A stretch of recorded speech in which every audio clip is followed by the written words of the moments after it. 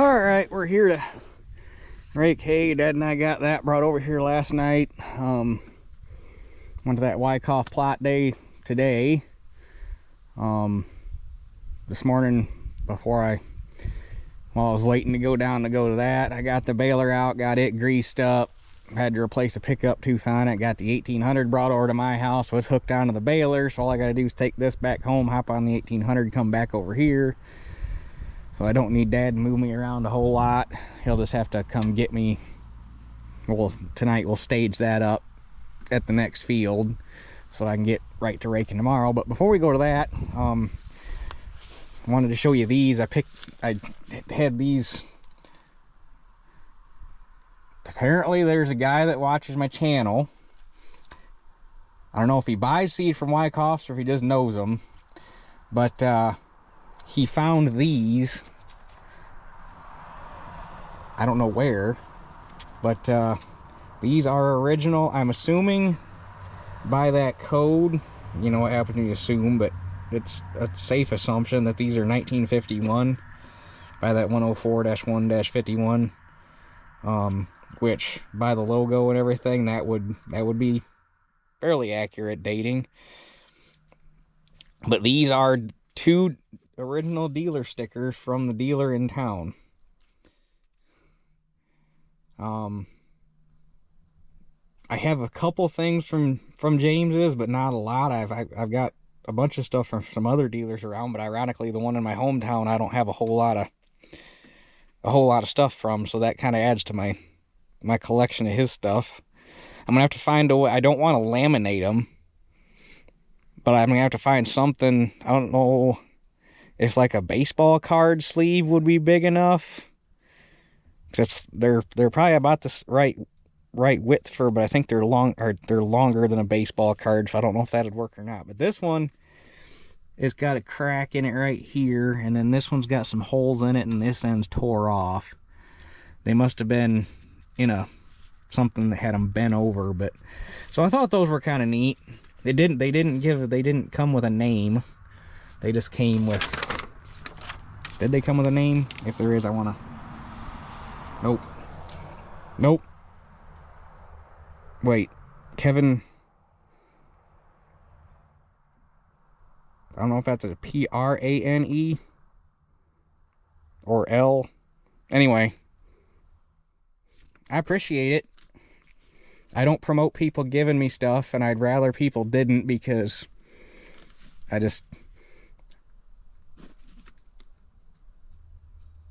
people give you stuff and then you feel like you got to try to treat them different, and you try to keep everybody on a level playing field, which is why I don't like people giving me stuff, because then people start giving me stuff and then I feel like the people that I've told no, then it just makes me look like a dick. But somehow people still sneak through the cracks. But I do appreciate it. That was really cool. I'd like to find some more stuff from James.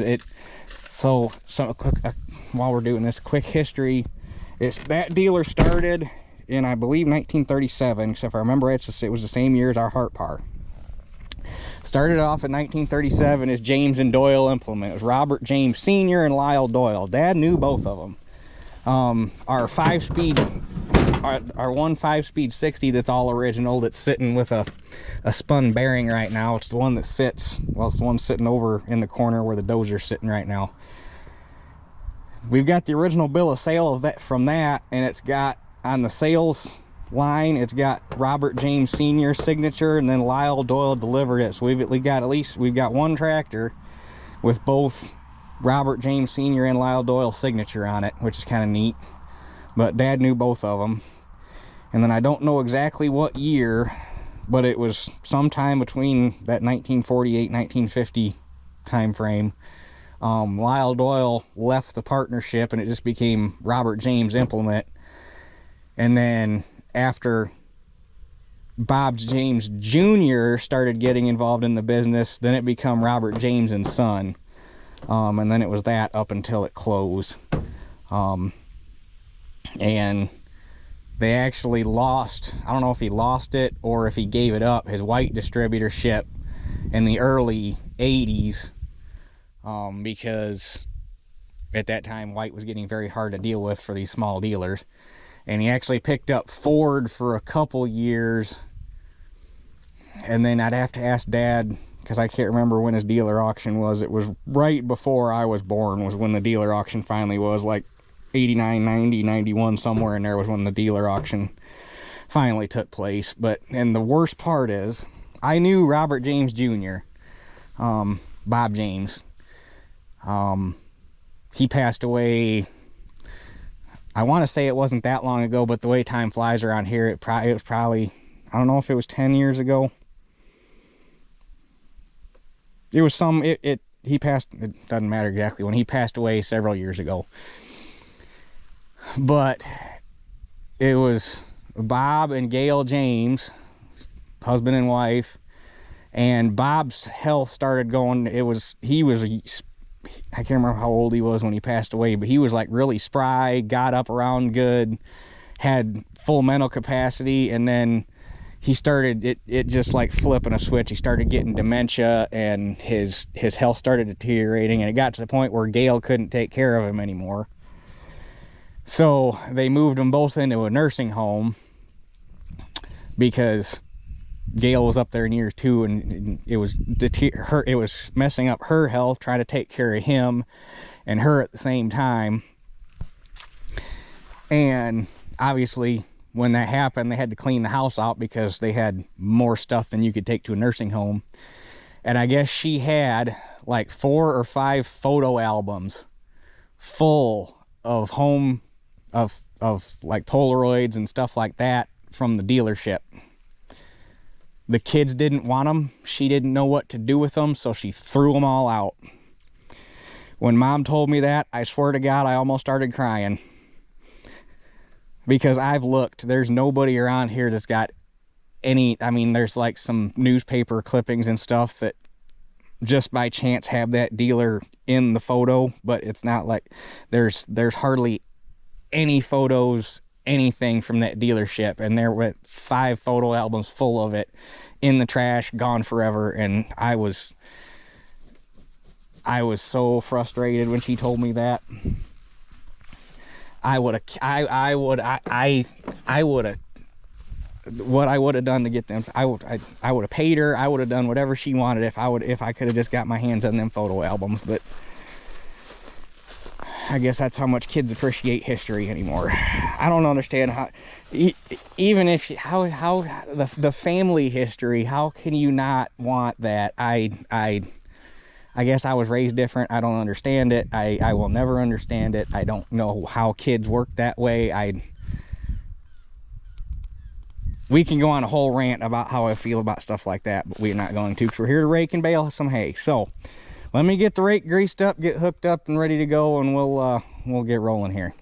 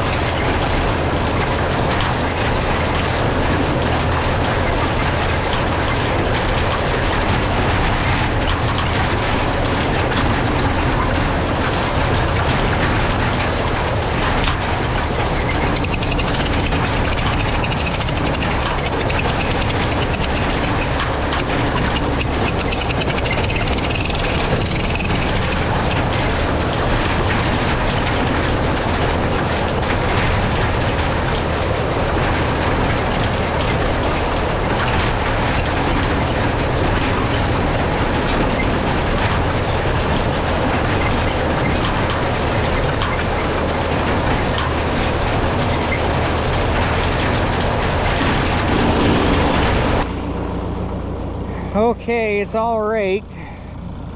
I will say it is a lot nicer quality than what we took off of that first cutting I made. It's not quite as stemmy.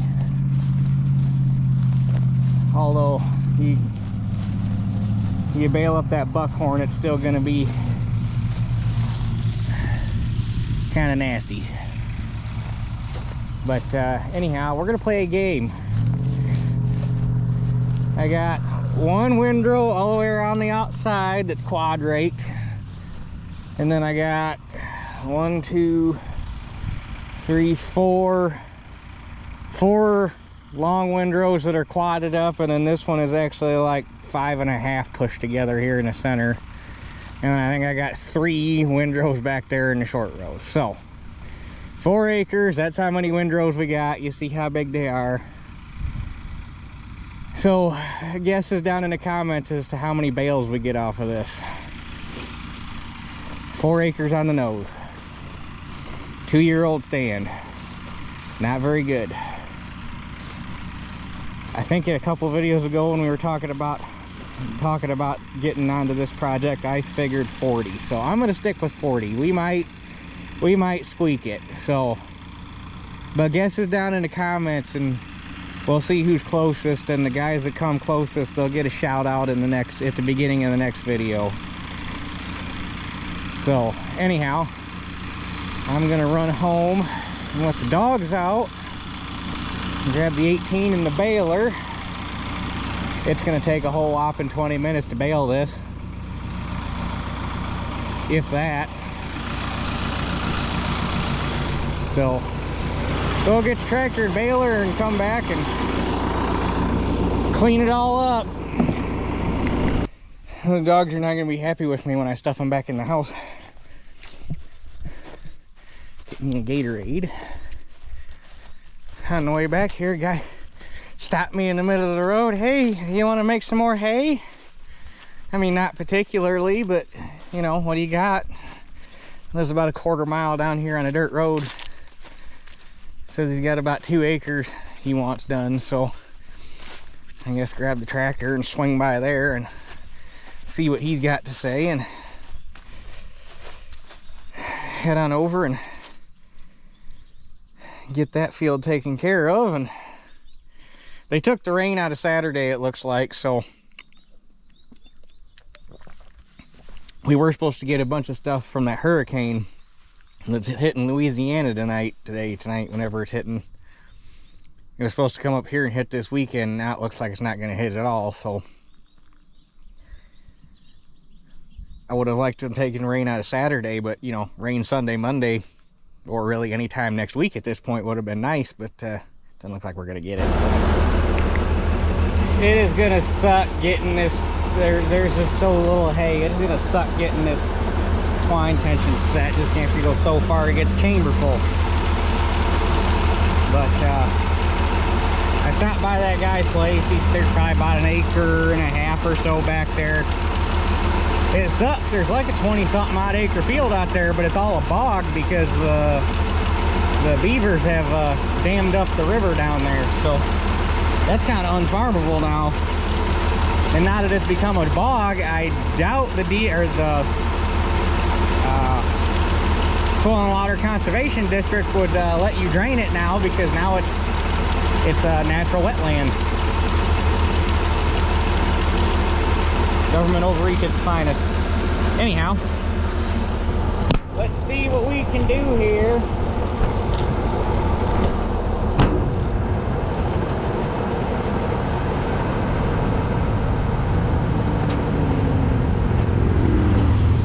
I don't know if I got that pickup low enough or not. We'll find out here in a second.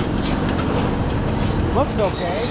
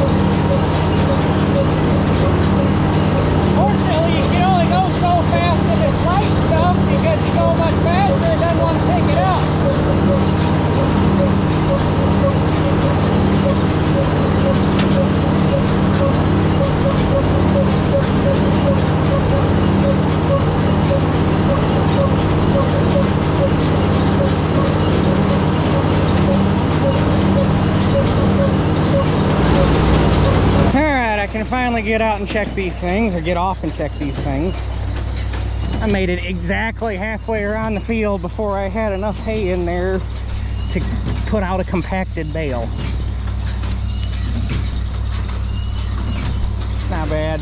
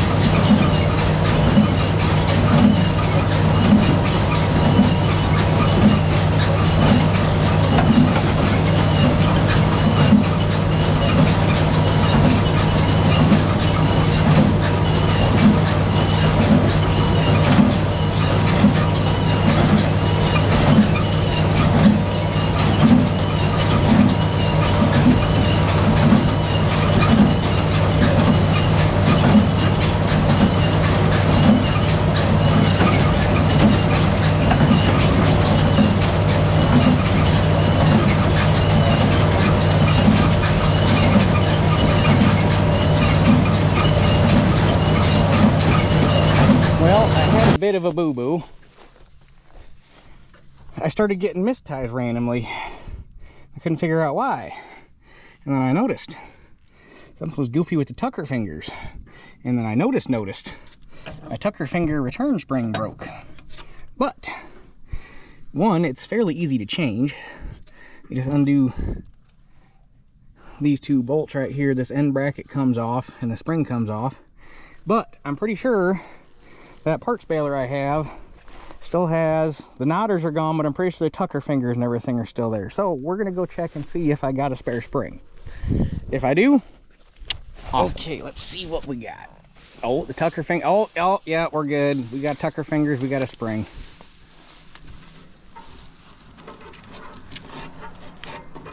Sweet. All right, I'm gonna pop that off and we'll go finish up baling.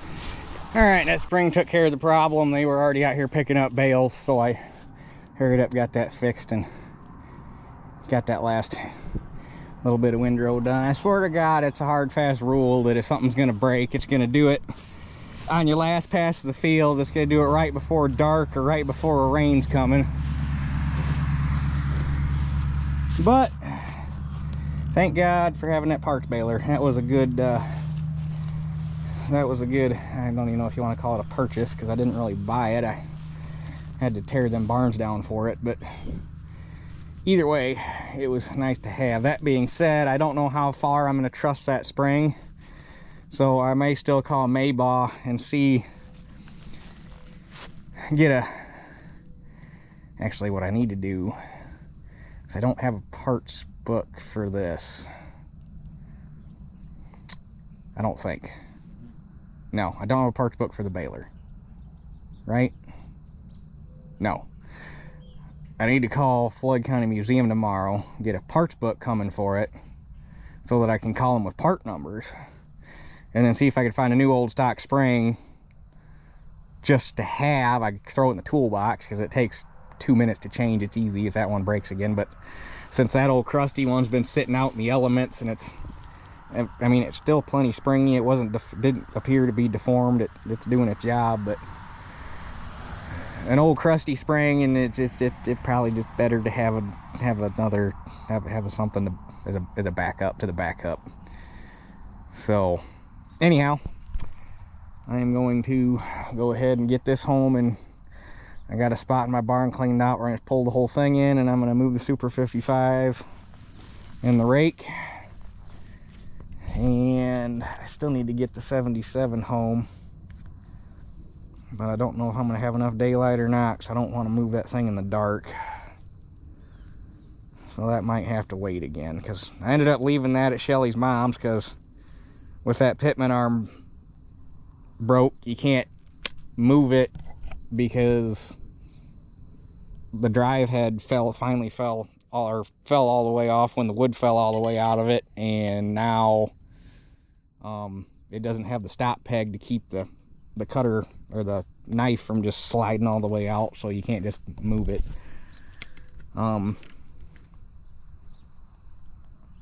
So anyway, that's at Shelly's mom's.